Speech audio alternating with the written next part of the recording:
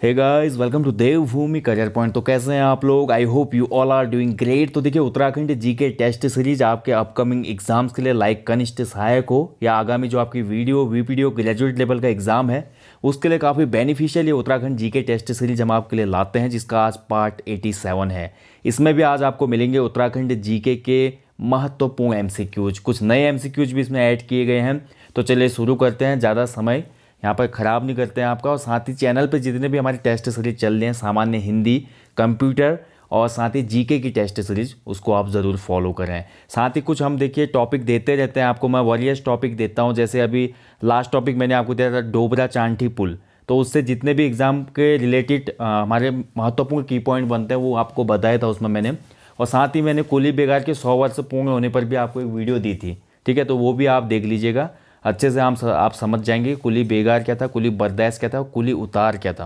Okay, तो चलिए आज का टॉपिक देखते हैं। आज टेस्ट सीरीज में अच्छे क्वेश्चन है यूके जीके के। पहला क्वेश्चन आपके सामने है, स्वाधीनता आंदोलन में उत्तराखंड की पत्रकारिता के लेखक कौन है? तो ये बहुत ही फेमस एक बुक है, स्वाधीनता आंदोलन में उत्तराखंड की पत्रकारिता। पत्रकारिता का भी एक बहुत बड़ा योगदान रहता है उत्तराखंड के स्वाधीनता आंदोलन में, ठीक है? तो पत्रकारिता की जो ऑफिशियल शुरुआत होती है कहाँ से होती है? 1842 से होती है, यानी कि 1842। सबसे पहले हमारा कौन सा पत्र निकलता है? द हिल्स, मसूरी से। इसके बाद हमारा समय विनोद आता है, जो कि हिंदी उर्दू में था, जसपुर से छपता था। और फाइनली फिर हमारी धरती, उत्तराखंड की धरती से छपने वाला पहला हिंदी समाचार पत्र था कुमाऊं में जो छपा था, अल्मोड़ा अखबार, ठीक है? तो ये कुछ पॉइंट है जिनको आपने याद रखना है, बहुत महत्वपूर्ण है। तो स्वाधीनता आंदोलन में उत्तराखंड की पत्रकारिता, ये पुस्तक है हमारी, ऑप्शन सी इसका सही आंसर है, जय सिंह रावत जी की, ठीक है? ऑप्शन सी सही है इसमें, जय सिंह रावत। चलिए बढ़ते अगले क्वेश्चन की तरफ। अगला क्वेश्चन बोलता है कि निम्न में से किस व्यक्ति ने जेल प्रवास के दौरान एक ऐतिहासिक पुस्तक लिखी थी? तो बताइए इनमें से कौन सा व्यक्ति था जिनको सजा हुई थी और सजा याफ्ता के दौरान ही उन्होंने एक महत्वपूर्ण ऐतिहासिक किताब लिखी? क्वेश्चन ईजी है, थोड़ा घुमा के दिया गया है और नो डाउट इसका राइट आंसर है कुमाऊं केसरी बद्रीदत्त पांडे, ऑप्शन सी। तो बद्रीदत्त पांडे जब अपने जेल प्रवास में थे तो उन्होंने लिखी थी कुमाऊं का इतिहास नामक पुस्तक। तो चलिए कमेंट बॉक्स में कमेंट करें, क्योंकि एमसीक्यू सीरीज के किसी टॉपिक में मैंने आपको बताया है किस वर्ष कुमाऊं का इतिहास पुस्तक कंप्लीट हुई थी। बद्रीदत्त पांडे जी ने लिखा था जेल में इसको, ठीक है? कुमाऊं का इतिहास, तो ये जेल में ही लिखी गई थी पूरी। चलिए कमेंट बॉक्स में कमेंट करेंगे किस वर्ष पूर्ण हुई थी ये। नेक्स्ट क्वेश्चन बहुत इजी है, देखिए उत्तराखंड क्रांति दल यूकेडी का गठन कब किया गया था? तो यूकेडी देखिए बहुत ही महत्वपूर्ण है, बोल सकते कि एक बड़े तौर पर उत्तराखंड राज्य की पहली क्षेत्रीय पार्टी कौन सी थी? तो यूकेडी थी वो, ठीक है? उत्तराखंड क्रांति दल। और इसकी स्थापना होती है, राइट आंसर है ऑप्शन बी, 1979 में, ठीक है? 1979 में, बहुत महत्वपूर्ण है। तो यूकेडी का जो हमारा पहले अधिवेशन की अध्यक्षता क्वेश्चन बन जाता है, देवीदत्त पंत ने की थी, डीडी पंत। और यूकेडी का विभाजन कब हुआ, यहाँ से क्वेश्चन बनता है। यूकेडी ने किस वर्ष चंद्र, जो हमारा गैरसैंण है, इसको राजधानी घोषित किया था? नाम भी चेंज कर दिया था ना, चंद्रशेखर गढ़वाली के नाम पे चंद्रनगर नाम कर दिया था। तो कुछ ऐसे पॉइंट है जो यूकेडी से बनते हैं, तो आपको थोड़ा बहुत इसको पढ़ना चाहिए, परीक्षा वाले में साफ साफ दिया गया है, इसको आप वहाँ से पढ़ सकते हैं, ठीक है? चलिए बढ़ते अगले क्वेश्चन की तरफ। उत्तराखंड में 5 मंजिला बौद्ध स्तूप किस जनपद में स्थित है? तो 5 मंजिला बौद्ध स्तूप, सबसे बड़ा बौद्ध स्तूप है उत्तराखंड राज्य का, और ये हमारा स्थित है क्लेमेंट टाउन में, ठीक है? तो क्लेमेंट टाउन, अब आपको पता चल गया होगा क्लेमेंट टाउन कहाँ पे बात हो रही है, देहरादून की। तो देहरादून में हमारा सबसे ऊंचा बौद्ध स्तूप है, जो कि 5 मंजिला है। और हाइट की बात करें तो 185 फीट, ठीक है? 185 फीट इसकी ऊंचाई है, ठीक है? याद रखिएगा। चलिए बढ़ते अगले क्वेश्चन की तरफ। स्वच्छ सर्वेक्षण 2019 में उत्तराखंड की सबसे स्वच्छ कैंटोनमेंट एरिया कौन सा था? तो बताइए दिए गए जो कैंटोनमेंट एरिया है हमारे, इनमें से सबसे स्वच्छ कौन सा था अकॉर्डिंग टू जो हमारा स्वच्छता सर्वेक्षण हुआ था 2019 का? And the right answer is option C, Almora छावनी, ठीक है? तो जो हमारा स्वच्छ सर्वेक्षण 2019 हुआ था, इसमें उत्तराखंड राज्य की सबसे सटीक और स्वच्छ छावनी बनी थी अल्मोड़ा छावनी, ऑप्शन सी। बढ़ते अगले क्वेश्चन की तरफ। चौफीट शिखर बुग्याल कहाँ स्थित है? तो इन प्लेसेस में से चौफीट शिखर बुग्याल है जो, वो कहाँ पर स्थित है? और इसका सही आंसर है ऑप्शन सी, चमोली में स्थित है चौफीट शिखर बुग्याल। चलिए बढ़ते अगले क्वेश्चन की तरफ। खटीमा गोलीकांड कब हुआ था? तो देखिए पृथक राज्य आंदोलन जब हमारा होता है तो बहुत से ऐसे घटनाएं घटी थी। खटीमा गोलीकांड हो गया, फिर उसके बाद मसूरी की घटना, फिर उसके बाद राज्य इतिहास की सबसे बोल सकते हैं कलंकित करने वाली घटना हुई थी मुजफ्फरनगर कांड, जहाँ पर सामूहिक हिंसा के साथ साथ व्यभिचार की घटनाएं भी सामने आई थी। ठीक है, तो ऐसे हमारा बहुत बड़ा योगदान है उत्तराखंड राज्य के, जो हमारे आंदोलनकारी हैं, शहीद हैं, उनकी वजह से आज उत्तराखंड राज्य अस्तित्व में है। तो यहाँ पर खटीमा गोलीकांड की बात करें तो खटीमा गोलीकांड घटित हुआ था आपका 1 सितंबर 1994 को। ऑप्शन ए इसमें सही आंसर है, फर्स्ट सितंबर 1994। ठीक है, चलिए अगला क्वेश्चन है, श्री बद्रीनाथ धाम दर्पण पुस्तक के लेखक कौन है? तो देखिए एक बुक है ये, श्री बद्रीनाथ धाम दर्पण पुस्तक। ठीक है, और इस पुस्तक को लिखने वाले जो व्यक्ति हैं उनका नाम है शिवराज सिंह रावत। ऑप्शन ए इसका सही आंसर है, शिवराज सिंह रावत। देखिए जो प्रकाश थपलियाल जी हैं, इनकी भी एक पुस्तक है आदि बदरी। ठीक है, आदि बदरी, इसको भी याद रखें आप। और जबकि यहाँ पे क्वेश्चन में जो पूछा गया है श्री बद्रीनाथ धाम दर्पण पुस्तक, तो ये लिखी गई है किसके द्वारा? शिवराज सिंह रावत के द्वारा। चलिए नेक्स्ट क्वेश्चन की तरफ बढ़ते हैं। इनमें से कौन सा प्रयाग जय और विजय पर्वत के बीच में स्थित है? तो बहुत अच्छा क्वेश्चन है। देखिए जय विजय पर्वत के बीच में स्थित प्रयाग कौन सा है, या किस प्रयाग पे आप खड़े होकर जय और विजय पर्वतों को देख सकते हैं? क्वेश्चन किसी भी प्रकार से बन सकता है ना। तो इसका राइट आंसर है ऑप्शन है विष्णु प्रयाग। ठीक है, तो विष्णु प्रयाग जय और विजय पर्वत के बीच में है। पंच प्रयागों में पहला प्रयाग विष्णु प्रयाग है, ऊपर से नीचे के क्रम में। ठीक है, ऊपर से नीचे जब आएंगे तो हम सबसे पहले विष्णु प्रयाग के बाद हमारा नंद प्रयाग के बाद कर्ण प्रयाग के बाद रुद्र प्रयाग और फाइनली देव प्रयाग। और वहीं अगर नीचे से ऊपर के क्रम में पूछता है तो सबसे पहले देव प्रयाग, फिर हमारा कौन सा हो जाएगा? रुद्र प्रयाग, फिर कर्ण प्रयाग, नंद प्रयाग और विष्णु प्रयाग।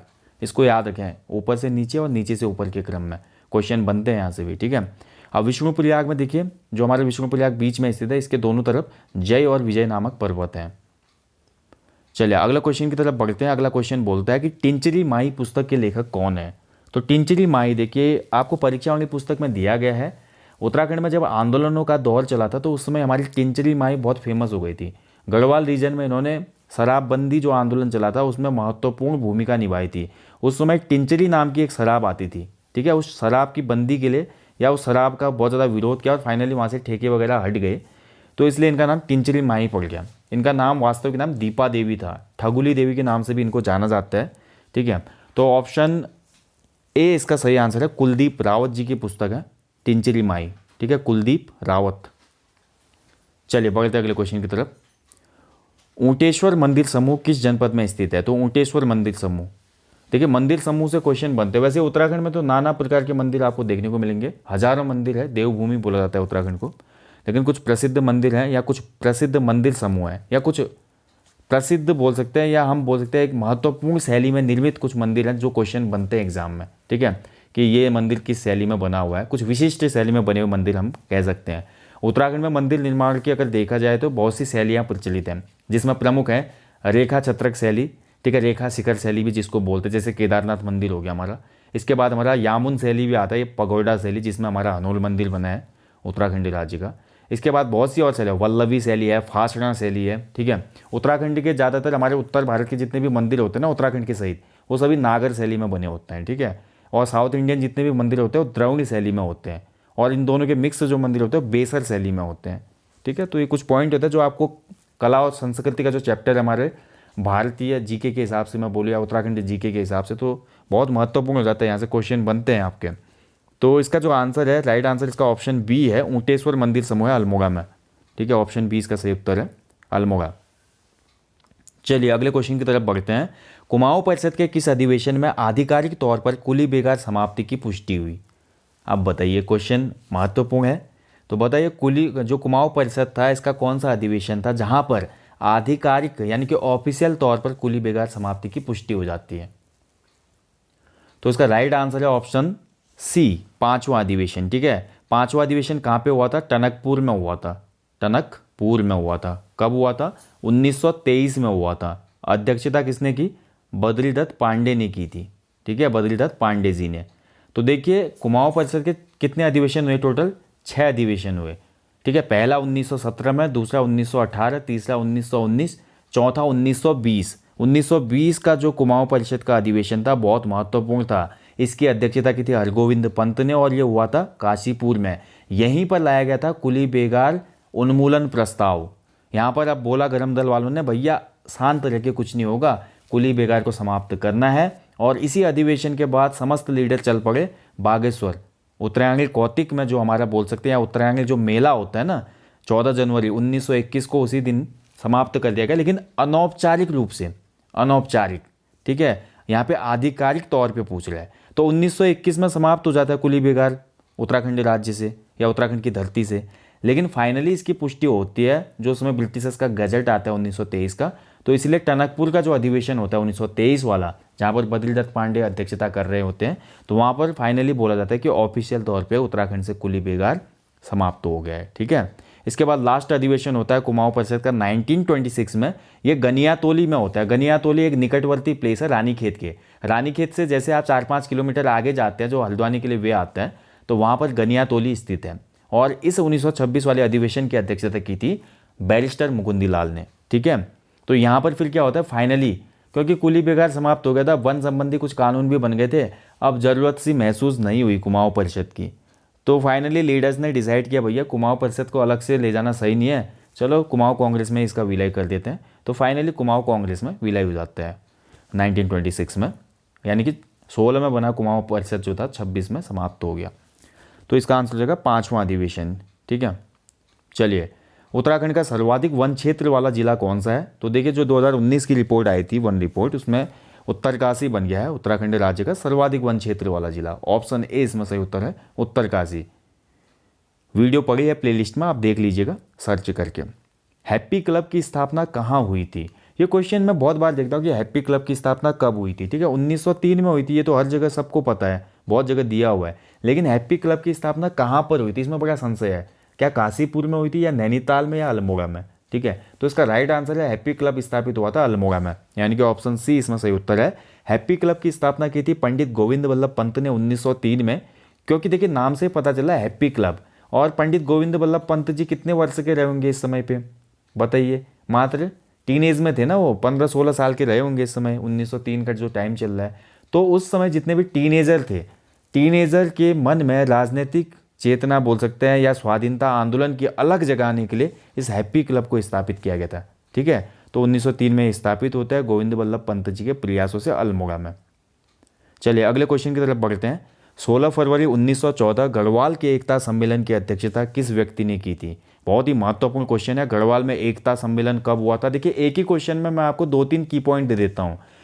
क्वेश्चन ये बन सकता है कि एकता सम्मेलन कहाँ पर हुआ था, तो एकता सम्मेलन गढ़वाल में हुआ था।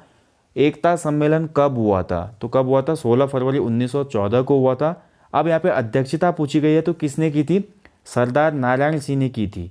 आंसर हो गया ऑप्शन ए। ये तीसरा पॉइंट हो गया। अब चौथा पॉइंट ये कि क्यों किया गया था एकता सम्मेलन, क्यों था एकता सम्मेलन, ठीक है। ये महत्वपूर्ण है, ठीक है। इसीलिए मैं बोलता हूँ टेस्ट सीरीज बहुत महत्वपूर्ण है आपके लिए। तो देखिए गढ़वाल में एक तो बनी थी हमारी जातीय सभाएं। आपको पता होगा गढ़वाल में बहुत सी जातीय सभाएं बनी। सरोला सभा बन जाती है, क्षत्रिय सभा बन जाती है, गौरक्षणी सभा बन जाती है, गढ़वाल हितकारिणी सभा बन जाती है, यानी कि अलग अलग सभाएं बन रही थी। वैसे ही समाचार पत्र भी निकल रहे थे। गढ़वाल समाचार निकला, गढ़वाली समाचार निकला, ठीक है, पुरुषार्थ समाचार पत्र निकला। तो गढ़वाल के जितने भी बुद्धिजीवी थे उन्होंने बोला ऐसे अलग अलग धाराओं में बंटकर अगर हम काम करेंगे तो फिर दूर रह जाएगी आज़ादी, मिल नहीं पाएगी। तो उन्होंने बोला यार डिसाइड किया एक एकता सम्मेलन करते हैं और गढ़वाल के जितने भी पत्र हैं समाचार पत्र उनका एकीकरण करते हैं। गढ़वाल के जितनी भी हमारी जो सभाएं हैं उनका भी एकीकरण किया जाए इसमें। तो बहुत से इसमें चर्चा बिंदु थे जिसमें सहमति बन जाती है फाइनली गढ़वाल जो पत्र जितने भी गढ़वाल के समाचार पत्र उनके एकीकरण में, ठीक है। इसी के बाद गढ़वाली जो पत्र था ना, गढ़वाली पत्र साप्ताहिक भी होता है इस एकता सम्मेलन के बाद। उससे पहले गढ़वाली पत्र मासिक था, फिर साप्ताहिक हो जाएगा, यानी कि सप्ताह में एक बार छपने लगा हो। तो इसीलिए एकता सम्मेलन हुआ था। ये 16 फरवरी 1914 को हुआ था और इसकी अध्यक्षता की थी सरदार नारायण सिंह ने, ठीक है। बहुत ही महत्वपूर्ण है, अच्छे से याद रखिएगा। कई बार एग्जाम में क्वेश्चन बने हैं यहाँ से और आगामी परीक्षाओं में भी बनने की पूरी संभावना है। चलिए बढ़ते हैं अगले क्वेश्चन की तरफ। ब्राह्मणों पर कुसही नामक कर किसने लगाया था? तो कुसही नामक जो टैक्स था ये ब्राह्मणों पर प्रत्यारोपित किया था गोरखाओं ने। ऑप्शन बी इसका सही उत्तर है।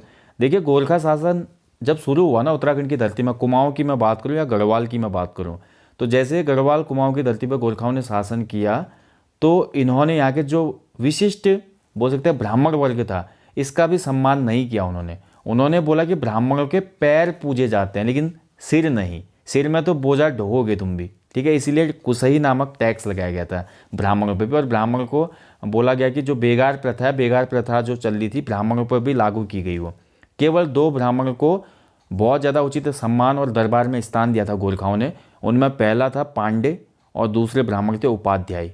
केवल ये 2 ब्राह्मण वर्ग थे जिनका ये सम्मान करते थे। बाकी ब्राह्मणों को इन्होंने नॉर्मल पर्सन्स की तरह ट्रीट किया हुआ था उसमें, ठीक है। चलिए बढ़ते अगले क्वेश्चन की तरफ। सरोला सभा के किस अधिवेशन में कन्या विक्रय पर प्रतिबंध प्रस्ताव लाया गया था? मैंने बोला आज आपको कुछ महत्वपूर्ण डेप्थ वाले क्वेश्चन भी देखने को मिलेंगे। तो गढ़वाल में सरोला सभा स्थापित होती है 1904 में। कौन से गढ़वाल में? टिहरी में। किसके द्वारा? तारादत्त गैरोला के द्वारा और उनके जितने भी सहयोगी थे। सरोला सभा कैसी सभा थी? तो पहली जातीय सभा थी और ब्राह्मण वर्ग की सभा थी, जो सरोला ब्राह्मण होते थे ना। अब यहाँ पर जैसे देखिए सरोला ब्राह्मणों की सभा बनी तो कुछ अच्छे प्रस्ताव भी लाई है। ऐसा नहीं है कि केवल अपने हितों का ही इन्होंने ख्याल किया या ब्राह्मणों की जो श्रेष्ठ परंपरा चली आ रही थी उसके रख रखाव के लिए सभा बनाई गई थी, ऐसा नहीं था। कुछ इन्होंने सामाजिक पॉइंट भी उठाए जिसमें ये हमारा कन्या विक्रय उस समय बहुत ज़्यादा प्रचलित था, उसको बंद करने के लिए प्रस्ताव लाए थे सरोला सभा वाले। और ये 10वां प्रस्ताव था इनका, ठीक है, जो कि 1914 में लाया गया था। क्योंकि 1904 में स्थापित हो रही है तो 10वां प्रस्ताव होगा तो 1914। तो इस प्रस्ताव में बोला गया कन्या विक्रय पर प्रतिबंध लगाया जाए, ठीक है। अब देखिए सरोला सभा से कितने क्वेश्चन मिल रहे हैं आपको। गढ़वाल की पहली जातीय सभा है, स्थापना हुई थी 1904 में, मुख्यालय टिहरी में था और पहले इसके अध्यक्ष या संस्थापक जो थे तारादत्त गैरोला जी थे, ठीक है। और देखिए ब्राह्मणों की सभा है करके इसी के बोल सकते हैं, इसके कंपेयर में बोल सकते हैं या इसका मुकाबला करने के लिए दूसरी सभा बनी गढ़वाल में जिसको हम क्षत्रिय सभा के नाम से जानते हैं, ठीक है। ब्राह्मण ने अपनी सभा बना ली तो इसको देखते हो क्षत्रियों ने भी अपनी सभाएं बनाई। चलिए अगला क्वेश्चन बोलता है उत्तराखंड में माउंटेन गोट किसे कहा जाता है? तो माउंटेन गोट यानी कि पहाड़ी बकरी, तो इस नाम से जो फेमस नाम है वो है हमारा चंद्रप्रभा एतवाल जी, यानी कि ऑप्शन सी इसमें सही उत्तर है।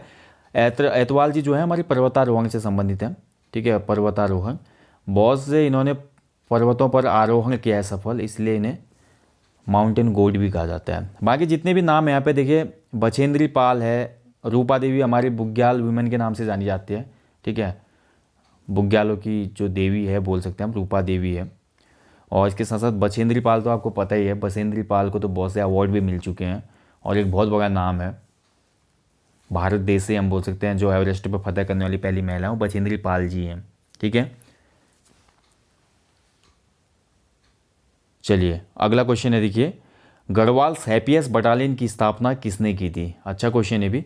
तो गढ़वाल सैपियस बटालियन, तो देखिए उत्तराखंड की धरती में एक तरफ ब्रिटिश कुमाऊं गढ़वाल चल रहा था और एक तरफ टिहरी रियासत चल रही थी। यानी कि उत्तराखंड की बात न करते हुए मगर भारत की बात करता हूँ, ये वर्ष है 1907 का। 1907 के वर्ष में भारत में भी कुछ भूभागों में रियासतें चल रही थी और कुछ भागों में हमारे ब्रिटिश जो प्रांत थे वो चल रहे थे। यानी कि ब्रिटिशर्स के जो रेगुलेटिंग एरियाज थे, प्रेसिडेंसीज थी वो चल रही थी, ठीक है। लेकिन ब्रिटिशर्स को कॉपी करने की बहुत सी रियासतों ने कोशिश की, उसी में से हमारा एक रियासत थी टिहरी रियासत। तो टिहरी रियासत ने भी अपनी फौज बनाई 1907 में और कीर्ति शाह के टाइम पीरियड पे ये हुआ था, जिसको नाम दिया गया था गढ़वाल सैपियस बटालियन, ठीक है। चलिए लास्ट क्वेश्चन है आज के टेस्ट सीरीज का, बहुत ही महत्वपूर्ण क्वेश्चन है। देवप्रयाग, बद्रीनाथ, केदारनाथ आदि में संस्कृत पाठशाला स्थापित करने वाला उत्तरवर्ती पंवार शासक कौन था? तो देखिए देवप्रयाग में, बद्रीनाथ में, केदारनाथ में सबसे पहले संस्कृत पाठशालाएं स्थापित की, लेकिन हम पहले के जो पंवार शासक उनकी बात नहीं कर रहे, केवल उत्तरवर्ती पंवार शासकों की बात हो रही है। यानी कि उत्तरवर्ती जो पंवार शासक हैं इनमें से कौन सा ऐसा पहला पंवार शासक था जिसने इन प्लेसेस पे संस्कृत को प्रचार प्रसारित करने के लिए इन पाठशालाओं की स्थापना की? तो इसका नाम था भवानी शाह। ऑप्शन बी इसमें सही उत्तर है, भवानी शाह। तो भवानी शाह ने 1860 से लेकर 1862 के बीच में देवप्रयाग, बद्रीनाथ और केदारनाथ आदि में बहुत सी संस्कृत पाठशालाओं का निर्माण करवाया, ताकि जो वहाँ के लोकल पीपल हैं, लोकल बच्चे हैं, वो अच्छे से इस जो भी हमारे बोला जाता है ना जितनी भी भाषाएं उनकी आदि जननी संस्कृत है, यानी कि संस्कृत का अध्ययन कर सकें और शिक्षा का प्रचार प्रसार हो। तो इसके लिए भवानी शाह ने सबसे पहले प्रयास किया था। ऑप्शन बी इसका सही उत्तर है। तो दोस्तों ये था आज उत्तराखंड जीके टेस्ट पार्ट 87। ठीक है, कितना स्कोर रहा आपका प्लीज़ कमेंट बॉक्स में कमेंट करें। किसी क्वेश्चन में डाउट क्वेरी हो तो उसके लिए भी आप कमेंट बॉक्स में पूछ सकते हैं। जल्दी मिलेंगे नेक्स्ट टॉपिक में, तब तक आप लोग अच्छे से अपनी स्टडी करें, अपना ध्यान रखें। जय हिंद, जय उत्तराखंड।